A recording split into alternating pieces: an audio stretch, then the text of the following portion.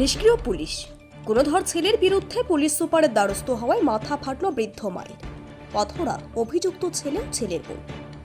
জানা যায় সম্পত্তি লিখে না দেওয়ার কারণে কুমারগঞ্জের জাখিরপুর গ্রাম পঞ্চায়েতের বাতকাড়া এলাকার বাসিন্দা সত্যরথ নজরুল মণ্ডল ও নুনাহার বিবিকে জ্যান্ত পুড়িয়ে মারার হুঁশিয়ারি দেয় তার গুণধর ছেলে। জানিয়েই বড় ছেলে নূরজামান মণ্ডলের বিরুদ্ধে বৃহস্পতিবার একটি লিখিত অভিযোগ জানিয়ে জেলা পুলিশ সুপারের দ্বারস্থ হন ওই বৃদ্ধ দম্পতি, যেখানে তিনি উল্লেখ করেন তাদের উপর বেশ কিছুদিন ধরে তার বড় ছেলে ও ছেলের বউয়ের শারীরিক ও মানসিক নির্যাতন চালানোর ঘটনা। শুধু তাই নয়, তাদের কাছে থাকা প্রায় 7 বিঘা জমির কাগজপত্র, নগদ টাকা, ব্যাংকের এটিএম কার্ড সহ যাবতীয় কাগজপত্র হাতিয়ে নেওয়ার কথাও উল্লেখ করেছেন ওই অসহায় দম্পতি। এখানেই শেষ নয়, এ নিয়ে একাধিক লিখিত অভিযোগ জানালেও কুমারগঞ্জ থানার পুলিশ কোনো সক্রিয় পদক্ষেপ গ্রহণ করেনি বলেও উল্লেখ করেছেন ওই বৃদ্ধ দম্পতি। যদিও এর পরেই ওই দম্পতিকে সব রকম সাহায্যের আশ্বাস দেওয়া হয়েছিল জেলা পুলিশের তরফে, কিন্তু লিখিত অভিযোগের মাত্র 24 ঘন্টার মধ্যেই ফের ইট দিয়ে মাথায় আঘাত করে ওই বৃদ্ধাকে রক্তাক্ত করার অভিযোগ উঠেছে সেই গুণধর ছেলে ও তার বউয়ের বিরুদ্ধে। লাঠি দিয়ে বেধড়ক মারধর করার অভিযোগ উঠেছে বৃদ্ধকেও। আর জানিয়েই কুমারগঞ্জ থানার পুলিশের বিরুদ্ধে রীতিমতো নিষ্ক্রিয়তার অভিযোগ তুলে সরব হয়েছেন অসহায় ওই বৃদ্ধা।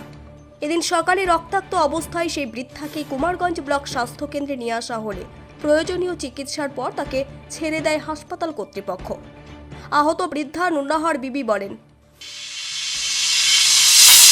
আমার স্বামীকে মারছে, আমার ঘরে এরা ঢুকছে, তো আসলে আমার বাড়িতে কেন আসবে করে আমার স্বামীকে ঝগড়াঝাড়ি করছে, আমার স্বামীকে বকাবকি করছে, আমার স্বামীকে মারছে।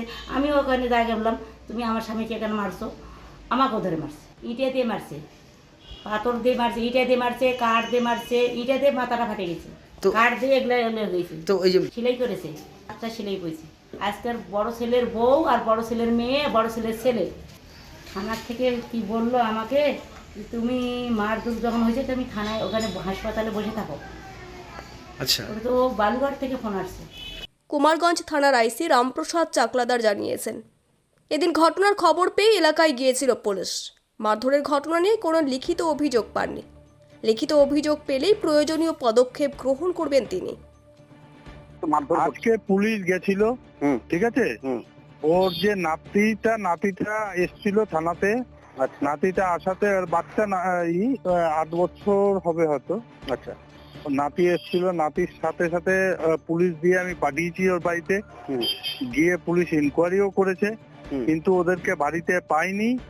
ওর যে বাবা মা আছে ওদেরকে বাড়িতে পাইনি, এবং ওর যে বৌমা আছে সেই বৌমা জিনিস বার করতে গেছিল, বৌমাকে ধরে নাকি মারধর করেছে, এই কমপ্লেনটা এসছে ভারবালি, ঠিক আছে।